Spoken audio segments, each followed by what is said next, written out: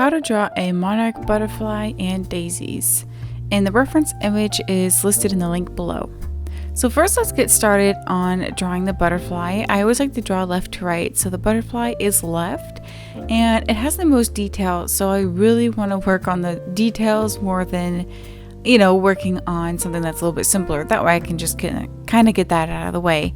So for this, I'm blocking out the areas where there's more of a pattern, so it'll be either white or a different color on there. And I'm using just straight up black because with this monarch butterfly, there is a lot of black in the little wings here, so just really emphasizing on that. Make sure that your pencil is very nice and sharp for this method as well.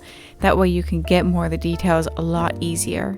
Now once you have that blocked out, you can start to work on the body part too the same way, and then now you can actually add some color. So I'm using a mix between some orange and some orangey yellow colors. Just a variety of orange really helps. The more colors you have, the better. Then I'm using a lighter pink color just to kind of blend it a little bit better. Then incorporate a little bit more yellows in there because it did seem a little bit too orange. But there are some areas that have a little bit of some red tones, so I use a burnt sienna for those tones. And now you can actually see the difference between each little section has different colors in there. So I am applying a little bit of some yellow in there for the first layer, and then as I build it up, I'm using a little bit of browns and orange, and then some light, like a light pink or a white to blend all those colors together a little bit better. But you could tell that the bottom and the top half are definitely different, and that is really, really important. It's also important to make sure that your edges are super sharp. So once you've added the color, go back in with the black just to really make sure that those are nice and sharp by outlining some of those sections. And then just keep going. I use a slice tool as well, which kind of makes some etches into the paper and remove some of the colored pencils, so it's really good for applying details as well. Now to move on to the flower here, so I'm using a light yellow for the first layer.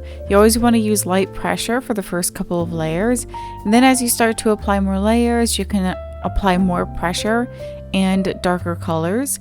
So I do use a little bit of some gray in the shaded areas along with the yellow, that way it doesn't intrude too much on the color of the yellow. And then you kind of want to focus on the folds. It's super important. I know it's very meticulous, but it's really important to pay attention to where the folds lie and make sure that those edges are nice and sharp as well. So it can take some time, be a little bit redundant, but it is really, really important for more of a realistic look when it comes to flowers. I actually do use a little bit of the same colors that I used in the butterfly, and what that does is it actually makes the portrait look more cohesive overall, but I'm kind of changing up the method and not applying all of the colors. So for these really dark areas, I do use a little bit of black. I also use a little bit of green tone, more like a sage green, in some of these areas too. That way it kind of reflects that natural green that's in the environment. I do use a light raw umber color as well as a darker raw umber, which is that greenish color. Those raw umbers are really nice and natural looking, so don't be afraid to play around with colors and see what you might end up getting. So for this, I have to pay attention to the angle. Also pay attention to the center of the flower to make sure that you leave room for that, because that is a totally different piece than the petals itself. But you don't have to focus on every single detail looking exactly the same. So just continue the same methods for the next few flowers. You can see that I am still using kind of that grayish color. I really, really liked using the gray because it just kind of adds a nice shadow to it. And then I can go back in with some browns and some orange to darken it up and make it look a little bit more smooth. If you find drawing flowers pretty intimidating, you're not alone. I was definitely intimidated to draw flowers because I've never actually really drawn a flower, or I did draw one flower before, but it was much bigger and it was totally different than this. So these petals were quite intimidating to me, and I was worried that it wasn't going to look realistic, but overall I think it looked like a kind of a realistic drawing compared to my other ones that looked more realistic because I just had more practice. But the more practice that you do, the more realistic the portrait's going to look. If you haven't noticed by now too, the darker areas are more towards the center of the flower. So when you are drawing a flower petal, make sure that it is a little bit darker towards the center and then let it lighten up as it goes out. I did get a little bit more lazy as we continued on and just kind of did more of a solid block color of yellow, and then kind of worked my way with some of those browns and orange colors rather than working with a light umber color for the first layer. And I chose to do this just because I wanted more saturation to begin with too, and then it was kind of hard to work with as you start to apply too many layers, so you have to be careful of that too when you're working with a lot of layers on a piece of paper that can't really hold that many layers, because it really is the paper that you're using can make or break your experience when drawing with colored pencil. So I use a Bristol vellum paper, and it has been the best experience I've ever had. I can't really tell you much details, you just have to try it out for yourself. But if you want to know all the materials that I use, I have a materials ebook that you can actually download. There is a link down below for that as well. But continuing on here, so we're almost done with this second flower. The middle section shouldn't be too hard. You just want to pay attention to the direction of the whatever you call them in the center there.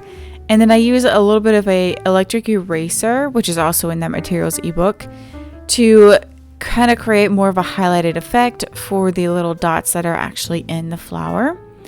And then continuing on now to the same, it's going to be the same methods, but it's a different flower. So you can see that some of these flower petals are kind of wonky. They're going in all different directions.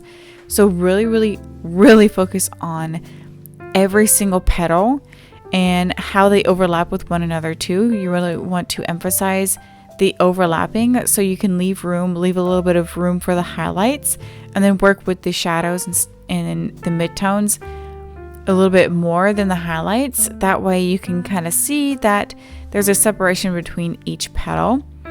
And each one of these flowers has a little bit of a different kind of coloring to it because of the way where the direction of the sun is shining on it. So you can see that the lower flowers a little bit darker than the flowers that are up top. And I didn't add enough reds in there, so I'm adding some of this burnt sienna too, so that way it still is all cohesive. And then for this one in the corner, it definitely has bigger petals, but it is once again still a similar method and should be a little bit easier to do because you've had enough practice now, and they are a little bit bigger and they're not really overlapping all too much. So this one should be a whole lot easier for you to work with. I have not yet, but by the time that the video may come out, I might have made the full-on class for this video, so you'll know exactly what color pencils I'm using, as well as how to do each step. So be on the lookout for that on my website if you go to MASTERCLASSes or if you sign up for my membership. The membership includes all my past classes as well as tips and tricks for using different tools and different methods. But that is all in the description below, and it's just $15 a month. So you can sign up and just be a part of that rather than just clicking and purchasing each individual class. And so that electric eraser there, what it does is it spins this little tiny eraser around, and it's absolutely fabulous to use. So continuing on now to the stem area. So I'm using a light green. It's almost like a lime green color. And then I use a blend of darker greens too. And really just focusing on making sure that there's a nice highlight and low light area. That way you can kind of see the direction of the where the sun is coming from, and also really getting those details because it is so small. You definitely want to have a sharp pencil for this and work on the shading the most and leave room for those highlights, because like you can't draw light on top of dark all too well. So just really focus on the darker parts and leave the highlights alone for just a little bit until you're closer to the end. So I'm almost done here. The little leaves here, really you just want to focus on making sure that there's that line, and then there's those little veins going through as well. And just watch and see how I do it. I also use the slice tool to kind of etch away some of those details, but you definitely want to make sure you implement the direction of the sun as well. But I really hope this video was helpful. Please don't forget to like and subscribe. But thank you so much for watching. I'll see you in the next one.